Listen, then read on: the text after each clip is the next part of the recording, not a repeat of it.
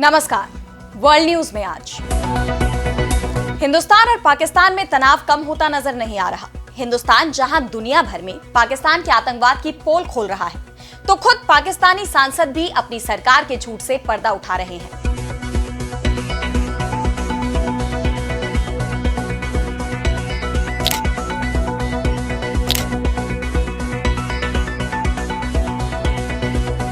इस बीच एक बार फिर पाकिस्तान ने हिंदुस्तान को गीदड़ भभकी दी है।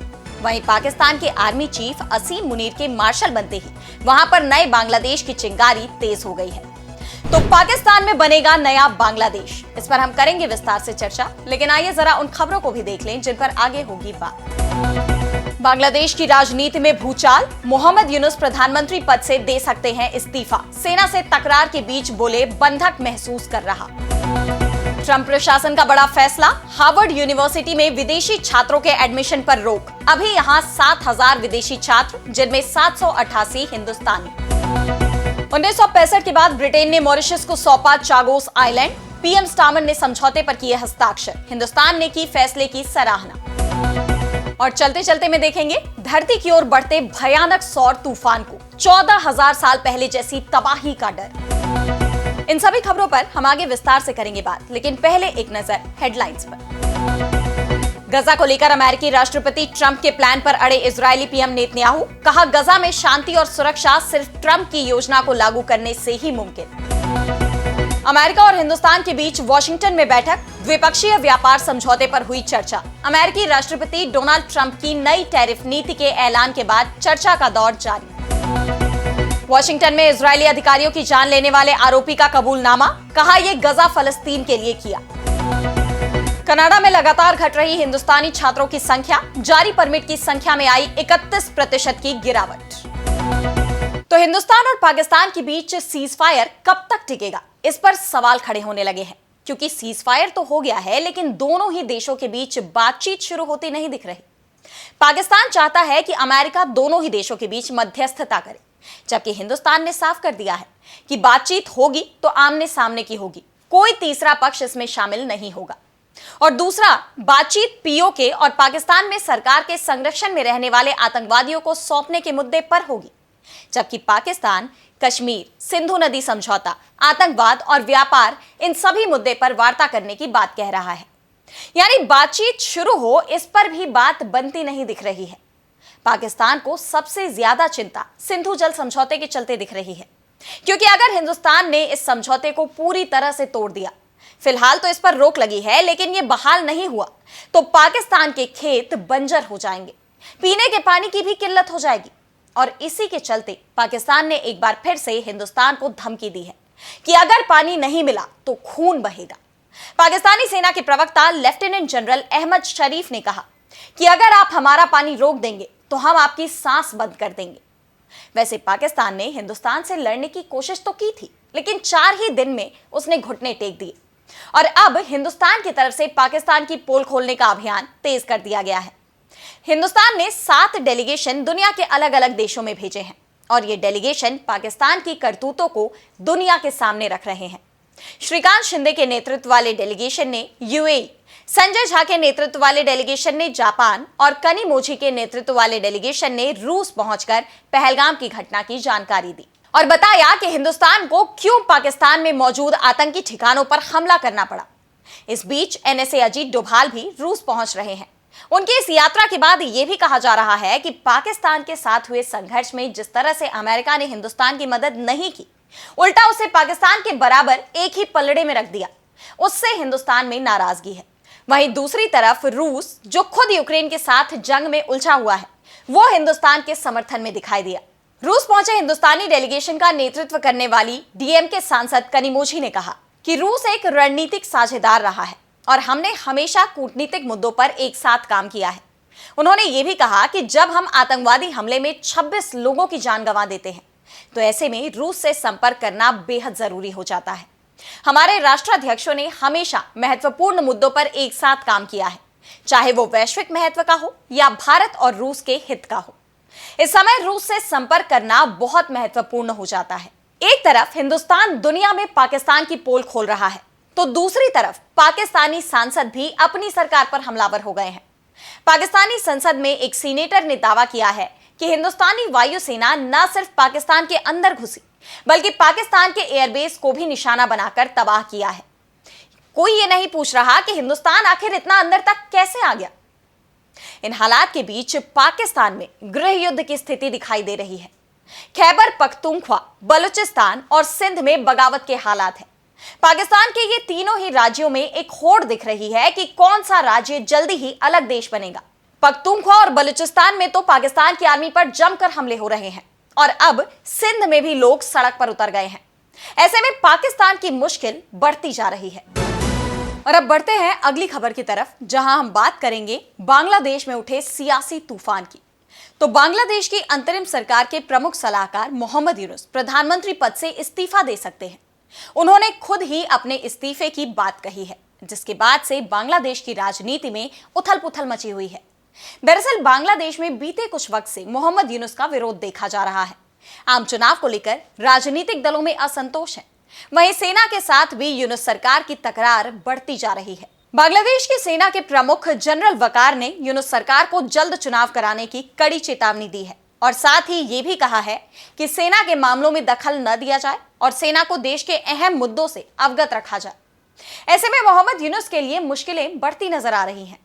बीबीसी बांग्ला की रिपोर्ट के मुताबिक मोहम्मद यूनुस का कहना है कि देश की मौजूदा स्थिति के मद्देनजर मेरा राजनीतिक पार्टियों के साथ मिलकर काम करना मुश्किल होता जा रहा है। इन सभी अटकलों के बीच छात्र नेता और नेशनल सिटीजन पार्टी के प्रमुख नाहिद इस्लाम का भी बयान सामने आया है। उन्होंने कहा कि हम सुबह से यूनुस के इस्तीफे की खबर सुन रहे हैं, इसलिए मैं उनसे इस मामले पर चर्चा करने गया था। उन्होंने कहा कि वो इसके बारे में सोच रहे हैं, वो बंधक जैसा महसूस कर रहे हैं। उनका कहना है कि उन्हें लगता है कि मौजूदा स्थिति में वो काम नहीं कर सकते। इस्लाम ने कहा कि अगर यूनुस को समर्थन नहीं मिलेगा तो उनका पद पर बने रहने का तर्क नहीं है। अगर राजनीतिक पार्टी चाहती है कि वो अभी इस्तीफा दे तो वो क्यों रुकेंगे जब उन्हें किसी तरह का आश्वासन ही नहीं मिलेगा। दरअसल बांग्लादेश में शेख हसीना सरकार के तख्ता पलट के बाद मोहम्मद यूनुस के फैसलों पर लगातार सवाल उठ रहे हैं। उनके प्रशासन में जहां बांग्लादेश और हिंदुस्तान के रिश्तों में दूरियां आ रही हैं, तो पाकिस्तान और चीन से बांग्लादेश दोस्ती बढ़ा रहा है, जिसे लेकर सेना में नाराजगी दिखाई दे रही है। इन हालात के बीच बांग्लादेश आर्मी के चीफ जनरल वकार उज़्ज़मान ने मोहम्मद यूनुस को 3 ऐसे संदेश दिए जिसे राजनीतिक गलियारों में चेतावनी समझा गया। वकार उज़्ज़मान ने मोहम्मद यूनुस को कहा है कि दिसंबर तक देश में चुनाव कराएं, सैन्य मामलों में दखल न दें और म्यांमार के साथ ब्लडी कॉरिडोर को बंद करें। बांग्लादेश में म्यांमार सीमा पर मानवीय गलियारा बनाने की योजना को लेकर सेना और सरकार आमने सामने है। आर्मी चीफ ने साफ शब्दों में कहा है कि बांग्लादेश की सेना कभी भी ऐसी किसी गतिविधि में शामिल नहीं होगी जो संप्रभुता के लिए हानिकारक हो, ना ही किसी को ऐसा करने की इजाजत दी जाएगी। ऐसे में यूनुस चौतरफा घिरे हुए हैं और इसीलिए इस्तीफे की बात कह रहे हैं। और अब अगली खबर में बात करेंगे डोनाल्ड ट्रंप के एक और फैसले की, जिसने तहलका मचा दिया है, क्योंकि ट्रंप प्रशासन के फैसले का असर हार्वर्ड में पढ़ रहे हिंदुस्तानी छात्रों पर भी पड़ रहा है। इसलिए ट्रंप प्रशासन के फैसले को हिंदुस्तान के लिए भी झटका माना जा रहा है। बता दें कि प्रशासन ने हार्वर्ड यूनिवर्सिटी की विदेशी स्टूडेंट्स को एडमिशन देने की योग्यता रद्द कर दी है, यानी अब यूनिवर्सिटी दूसरे देशों के छात्रों को अपने यहाँ एडमिशन नहीं दे सकती। अमेरिका की homeland security secretary Kristi Noem ने 22 मई की देर रात होमलैंड सुरक्षा विभाग को हार्वर्ड के student and exchange visitor programme का सर्टिफिकेशन तत्काल प्रभाव से रद्द करने का आदेश दिया। इस आदेश के बाद से सरकार और यूनिवर्सिटी के बीच लंबे वक्त से चल रही खींचतान खुलकर सामने आ गई है। दरअसल बीते कुछ दिनों से सरकार हार्वर्ड से विदेशी छात्रों से जुड़े रिकॉर्ड मांग रही थी। डीएचएस ने अप्रैल में कहा था कि अगर हार्वर्ड ने 30 अप्रैल तक विदेशी स्टूडेंट्स के अवैध और हिंसक मामलों का पूरा रिकॉर्ड नहीं दिया तो उसका SEVP सर्टिफिकेशन छीन लिया जाएगा। यूनिवर्सिटी ने जो रिकॉर्ड दिया था उससे प्रशासन संतुष्ट नहीं है। ऐसे में सरकार ने एक्शन ले लिया। हालांकि इसके साथ यूनिवर्सिटी को राहत भी दी गई है। सरकार की तरफ से कहा गया है कि हार्वर्ड को 72 घंटों में मौजूदा बाहरी स्टूडेंट्स की जानकारी देनी होगी, जिससे विदेशी स्टूडेंट्स को एडमिशन देने की योग्यता वापस मिल सकती है। अभी यूनिवर्सिटी में पढ़ रहे सभी विदेशी छात्रों को दूसरे संस्थानों में ट्रांसफर लेने के लिए कहा गया है, नहीं तो उन्हें देश छोड़ना पड़ सकता है। ट्रंप प्रशासन में homeland security secretary Kristi Noem ने हार्वर्ड को लिखा लेटर एक्स पर भी शेयर किया।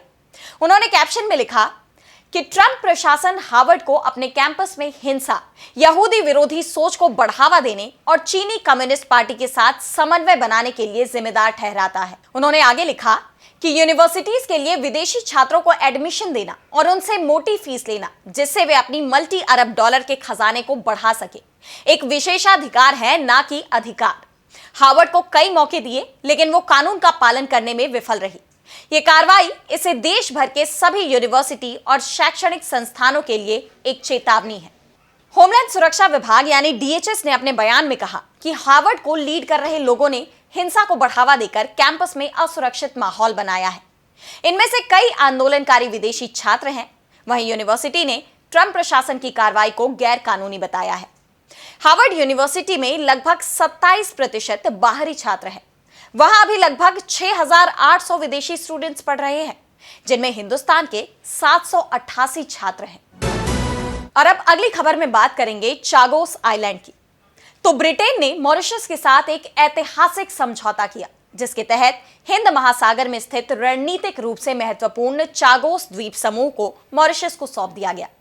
इस समझौते ने दशकों पुराने औपनिवेशिक विवाद को सुलझाने की दिशा में महत्वपूर्ण कदम उठाया है, साथ ही क्षेत्रीय सुरक्षा और अंतर्राष्ट्रीय सहयोग को मजबूत किया है। हालांकि इस डील में ब्रिटेन ने यह सुनिश्चित किया कि डिएगो गार्सिया द्वीप पर स्थित अमेरिका ब्रिटेन का सैन्य अड्डा सुरक्षित रहे, जो नौसेना और बम वर्षक अभियानों के लिए काफी महत्वपूर्ण है। इस समझौते के तहत ब्रिटेन अगले 99 सालों तक डिएगो गार्सिया के सैन्य अड्डे को लीज पर रखेगा और मॉरिशस को हर साल $136 मिलियन का भुगतान करेगा। ब्रिटेन के प्रधानमंत्री कीर स्टारमर ने इस समझौते को राष्ट्रीय सुरक्षा के लिए महत्वपूर्ण बताया, खासकर आतंकवाद के खिलाफ लड़ाई और खुफिया जानकारी जुटाने के लिए। यह अड्डा वैश्विक सुरक्षा में महत्वपूर्ण भूमिका निभाता है और हिंद महासागर में रणनीतिक संतुलन बनाए रखने में मदद करता है। हिंदुस्तान ने भी इस समझौते का स्वागत किया है। हिंदुस्तानी विदेश मंत्रालय ने इसे क्षेत्र के लिए एक बड़ी उपलब्धि करार दिया, जो अंतर्राष्ट्रीय कानून और उपनिवेशवाद को समाप्त करने की दिशा में एक महत्वपूर्ण कदम है। हिंदुस्तान का ये रुख क्षेत्रीय स्थिरता और मॉरिशस के साथ उसके मजबूत द्विपक्षीय संबंधों को दर्शाता है। आपको बता दें कि चागोस द्वीप समूह का विवाद 1965 से चला आ रहा है, जब ब्रिटेन ने इसे मॉरिशस से अलग कर लिया था, जो तब उसका उपनिवेश था। 1968 में मॉरिशस को स्वतंत्रता मिली, लेकिन 1960 से 70 के दशक में ब्रिटेन ने चागोस द्वीपों से लगभग 2000 मूल निवासियों को जबरन हटा दिया, जिनमें से कई ब्रिटेन या अन्य देशों में चले गए। इस विस्थापन ने लंबे समय तक मानवीय और कानूनी विवाद को जन्म दिया। यह समझौता न केवल चागोस विवाद को सुलझाने की दिशा में एक महत्वपूर्ण कदम है, बल्कि यह हिंद महासागर में शांति, स्थिरता और सहयोग को बढ़ावा देने का भी प्रतीक है। मॉरिशस को संप्रभुता वापस मिलने से क्षेत्रीय देशों के बीच विश्वास और सहयोग बढ़ेगा, जबकि डिएगो गार्सिया का सैन्य अड्डा वैश्विक सुरक्षा के लिए अहम बना रहेगा। और अब चलते चलते में बात करेंगे धरती की तरफ बढ़ रहे भयानक सौर तूफान की। तो दुनिया के अलग अलग देशों में तूफान से किस तरह की तबाही मचती है, ये तो सभी ने देखा है।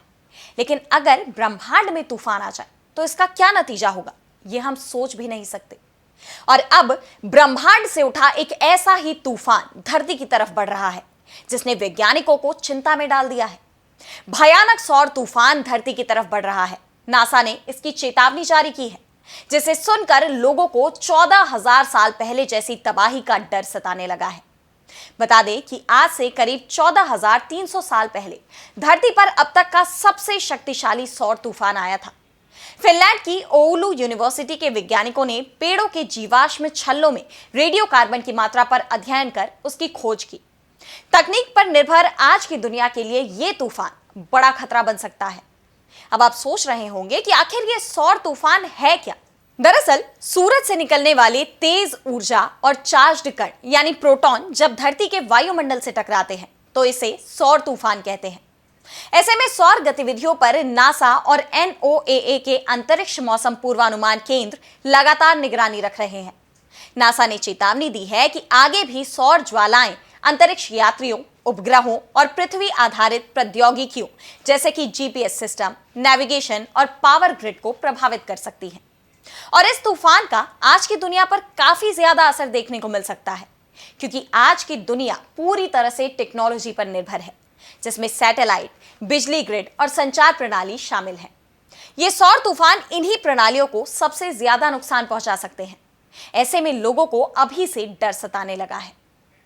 तो आज इस वर्ल्ड बुलेटिन में इतना ही। देश दुनिया की तमाम बड़ी खबरों के लिए बने रहिए डीवी लाइव के साथ और मुझे दीजिए इजाजत। नमस्कार।